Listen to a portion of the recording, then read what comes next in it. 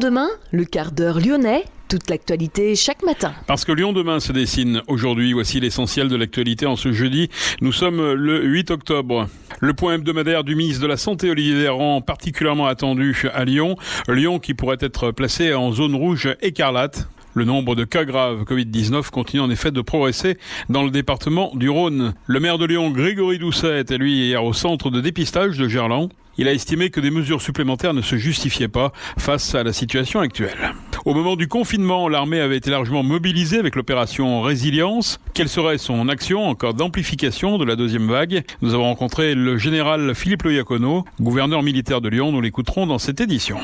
Les pompiers ont manifesté hier devant la préfecture. Ils étaient environ 250. Ils ont déposé leur casque pour dénoncer les violences urbaines. Hommage également dans ce quart d'heure lyonnais à Jean-Marc Avocat. Le comédien âgé de 72 ans est décédé des suites d'un infarctus. C'est Gaël Bossier qui lui rendra hommage tout à l'heure. Lyon demain, le quart d'heure lyonnais, toute l'actualité chaque matin.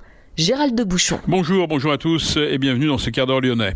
Mais d'abord, le campus stéphanois d'OM Lyon fermé pour 15 jours à la suite de plusieurs cas de Covid-19 parmi les étudiants. Ce cluster est la conséquence d'une fête d'anniversaire organisée jeudi dernier par un étudiant vivant en colocation avec un copain. Au départ, ils sont une dizaine dans l'appartement et tout se passe bien dans le respect des règles. Mais suite à des échanges sur les réseaux sociaux, des jeunes affluent et ils se retrouvent une centaine dans l'immeuble, provoquant la colère des voisins qui appellent le 17. Les deux jeunes colocataires ont été entendus au commissariat. Ils n'auraient pas eu l'intention de mal faire, mais se sont retrouvés piégés, débordés par la situation. La plupart des intrus étaient venus en effet d'une salle des fêtes voisine dont l'accès leur avait été interdit. Le nombre de cas graves de Covid-19 continue de progresser dans le Rhône. 5 décès survenus ces 24 dernières heures dans les hôpitaux du département. 45 nouveaux patients admis à l'hôpital au cours des 24 dernières heures, dont 9 en réanimation. 399 patients sont hospitalisés pour Covid-19 dans un établissement de santé du Rhône. 79 patients se trouvent dans un service de réanimation. Le taux d'incidence et le taux de positivité augmentent légèrement. Le taux de patients Covid-19 en réanimation est un autre indicateur essentiel. Il flirte autour des 30%, la barre fatidique pour un passage en rouge écarlate. Le point hebdomadaire du ministre de la Santé, Olivier Véran, est particulièrement attendu ce soir. En visite au centre de dépistage de Gerland, le maire de Lyon a estimé que des mesures supplémentaires ne se justifiaient pas face à la situation locale. Grégory Doucet a rappelé sa doctrine, responsabiliser plutôt qu'envoyer des signaux négatifs. Le maire de Lyon a rappelé son souhait de voir les mesures sur les jauges assouplies. 1000 personnes dans un stade comme Dessines, je ne vois pas la logique, a-t-il déclaré. Sur la fermeture des bars à 22h, Grégory Doucet estime qu'un patron de bar peut contrôler ce qui n'est pas possible dans un espace privé. Il a enfin rappelé son pari d'avoir une fête des Lumières et une Vogue des Marrons d'ici la fin de l'année. Lyon demain, un site internet, du son, de l'image, un média complet pour les Lyonnais qui font avancer la ville. On se souvient que dès le mois de mars, au moment du confinement, l'armée avait été largement mobilisée avec l'opération Résilience. Les troupes avaient transporté des dizaines de millions de masques, des milliers de litres de gel hydroalcoolique, récupéré du matériel pour le mettre en sécurité ou le gardienner. L'armée a aussi délivré des masques dans quasiment toutes les écoles du Rhône. Elle est intervenue également dans les EHPAD. Le gouverneur militaire de Lyon, le général Loyacono, a fait le point à notre micro sur le premier engagement de l'armée et sur sa capacité à agir en cas d'amplification de la deuxième vague. Le général Philippe Loyacono. Cette première partie, pour ce qui concerne les armées, s'est passée selon 2 axes. Le premier, bien sûr, c'était de faire une offre de services aux différents acteurs étatiques, essentiellement dans le monde de la logistique, dans le monde de la protection, dans le monde de la santé. Et nous avons eu des unités d'Auvergne-Rhône-Alpes qui ont été engagées dans l'élément militaire de réanimation. Des gens, donc c'était le Hermed et puis les écoles de santé militaire de Lyon-Bron. Des régiments qui sont du côté de Valence, notamment une formation d'hélicoptères qui a été engagée dans le mouvement et dans le déplacement, le transport de blessés à partir de l'Est de la France, mais ce sont des hélicoptères de chez nous. Nous avons aussi, sur le plan de la logistique, transporté de la classe d'une 30aine de millions de masques, et donc sur Issoire, Clermont-Ferrand, Annecy, Lyon, bien sûr, du gel hydroalcoolique également. Enfin, on a fait aussi du gardiennage, c'est-à-dire que plutôt que de mettre des gens militaires à l'extérieur sur des dépôts, en accord avec le préfet de zone de défense et de sécurité, sécurité sud-est. Ici ou là, ça n'a pas été systématique, mais lorsqu'il le fallait, lorsqu'on le pouvait, on a récupéré ces stocks et on les a mis dans nos casernes, puisque nos casernes sont gardées. Ça, c'est le premier axe. Et le second, c'est pendant cette crise Covid, il fallait malgré tout se préparer pour aller relever nos camarades qui sont engagés au Mali, par exemple, mais aussi en Méditerranée orientale pour les marins, etc. Et donc, vous avez tout le processus de formation et d'entraînement qui a continué de courir. Et pour cela, bien sûr, il a fallu aussi nous adapter, je dirais, aux contraintes liées à la résolution du Covid, notamment les gestes barrières, et accepter que là où on s'entraînait à 150, on s'entraîne plus qu'à 30, et ces 30, on les split ou on les divise en 3 fois 10. Mais de toute façon, pouvoir garantir d'abord aux cadres et aux militaires qu'on allait envoyer sur le territoire d'opération, mais également aux familles et puis surtout aux chefs militaires, que les gens qui seraient engagés de façon nominale.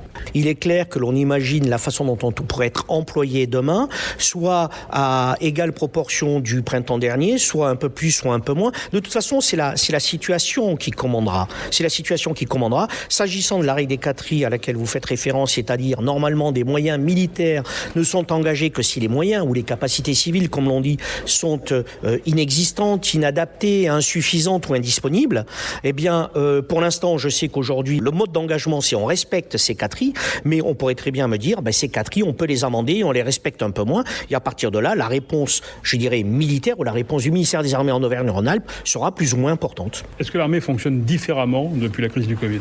Oui, regardez, nous sommes ici dans les salons, tout le monde porte le masque. Donc oui, nous fonctionnons différemment. Oui, je dirais la préparation opérationnelle se pense au prisme du Covid.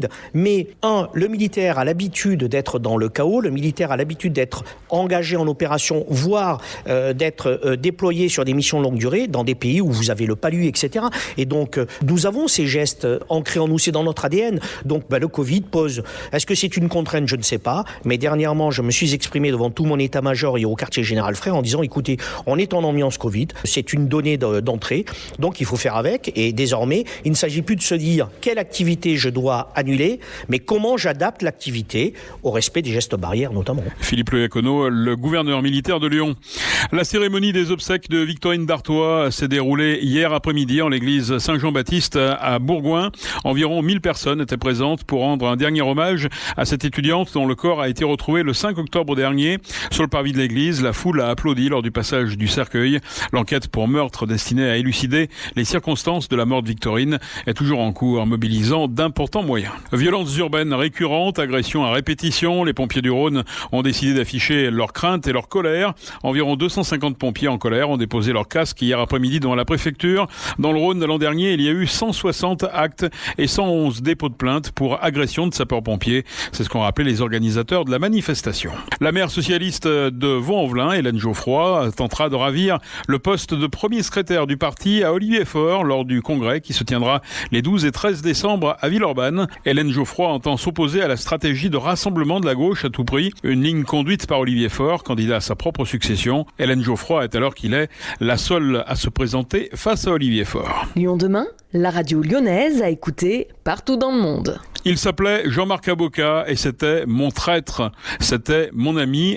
Et c'était un acteur. Les mots sont d'Emmanuel Mérieux, annonçant hier le décès de Jean-Marc Avocat des suites d'un infarctus.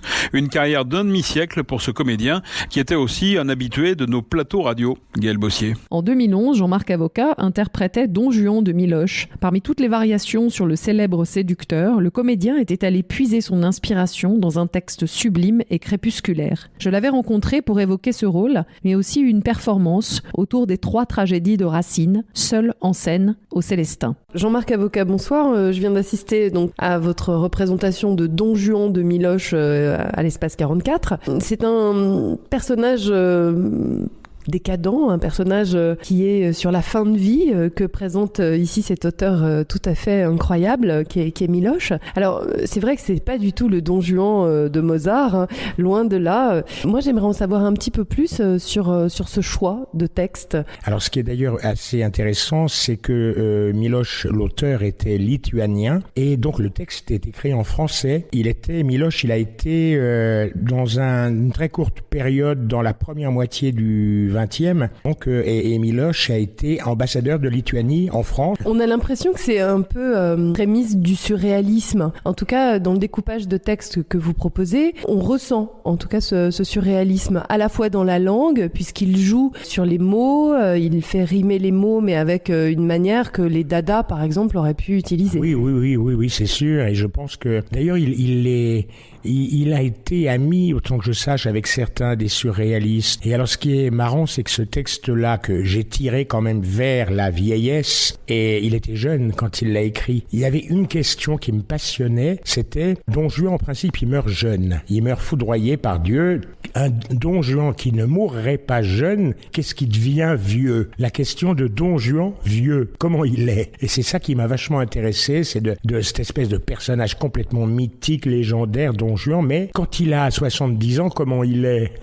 Alors il y a Monterland qui a écrit aussi un très beau Don Juan âgé, qui est dans une pièce qui a un très très beau titre, qui s'appelle La mort qui fait le trottoir. Et Don Juan, là, à 66 ans, bon, l'âge du diable et tout. Mais à part Miloš et Monterland, je ne connais pas un seul Don Juan qui est près de l'âge, quoi. Alors là, c'est un Don Juan en plus qui vit dans une sorte de manoir, et je trouve que l'espace 44 s'y prête tout particulièrement. Il est accompagné sur scène de sa dernière maîtresse.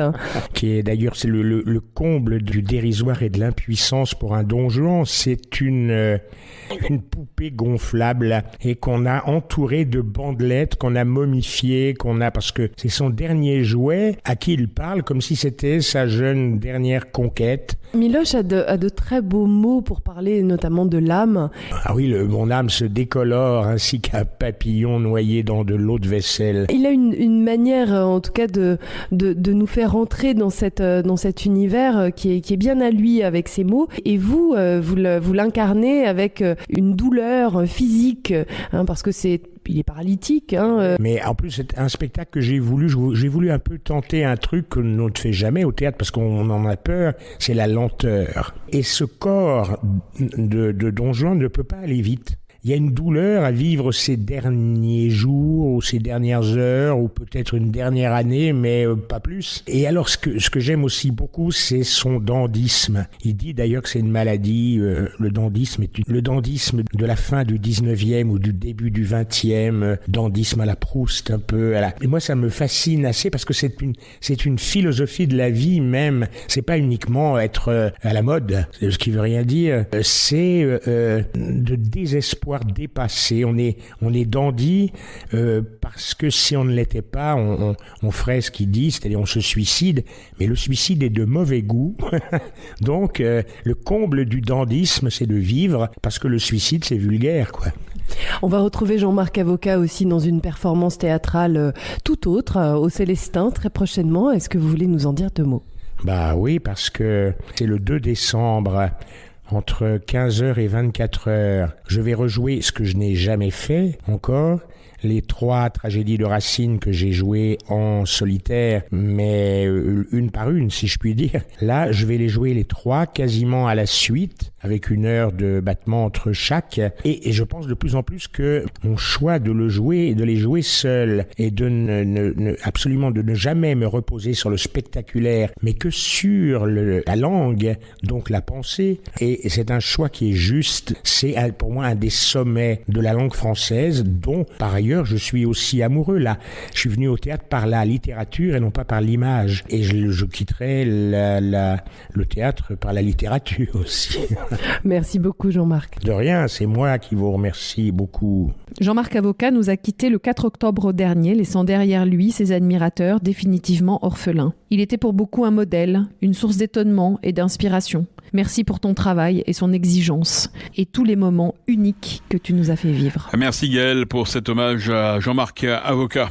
Privilégiez le vélo, la marche ou la trottinette. Le conseil est valable partout, mais plus encore si vous devez circuler sur la partie sud de la presqu'île. Aux heures de pointe, le secteur Confluence est complètement congestionné en raison de 2 zones de travaux. Le quai Perrache placé en circulation alternée, des travaux pour au moins 1 an avec des trottoirs qui sont prévus pour être agrandis, la création d'une double piste cyclable et la plantation d'arbres. La circulation sur le cours Charlemagne est également difficile en raison des travaux de prolongement de T2 à Montrochet.